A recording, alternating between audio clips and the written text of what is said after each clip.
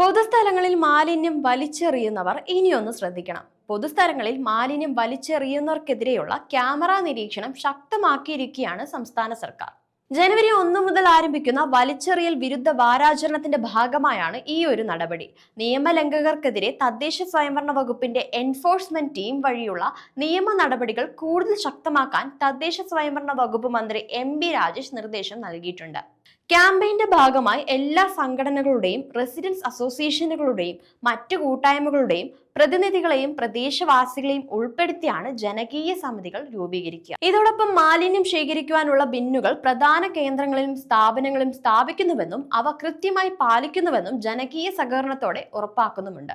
മാലിന്യ സംസ്കരണ രംഗത്ത് സംസ്ഥാനം രാജ്യത്തിന് മാതൃകയാവുമ്പോഴും പൊതുവിടങ്ങളിൽ മാലിന്യം വലിച്ചെറിയുന്ന പ്രവണത തുടരുന്ന സാഹചര്യത്തിലാണ് ജനകീയ ക്യാമ്പയിൻ ഈ ഒരു ദൗത്യം ഏറ്റെടുത്തിരിക്കുന്നത്. മാലിന്യമുക്തം നവകേരളം ജനകീയ ക്യാമ്പയിന്റെ ഭാഗമായി മുഖ്യമന്ത്രിയുടെ അധ്യക്ഷതയിൽ ചേർന്ന യോഗത്തിന്റെ അടിസ്ഥാനത്തിലാണ് ഈ ഒരു തീരുമാനം.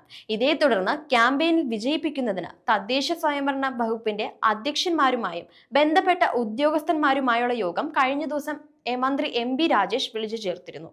ക്യാമറ നിരീക്ഷണത്തിന് പുറമെ കൂടുതൽ മാലിന്യം തള്ളുന്ന പൊതുസ്ഥലങ്ങൾ കണ്ടെത്തി മാപ്പ് ചെയ്യുകയെന്നതും പരിപാടിയുടെ ഒരു ഭാഗമാണ്.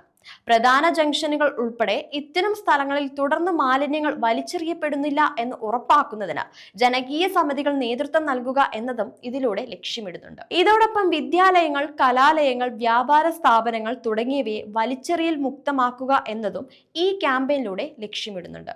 അതുകൊണ്ട് ഇനി പൊതുസ്ഥലങ്ങളിൽ മാലിന്യം വലിച്ചെറിയുമ്പോൾ ഒന്ന് ചിന്തിക്കുക, നിങ്ങളെ ചുറ്റും CCTV കണ്ണുകൾ ഉണ്ടെന്ന്.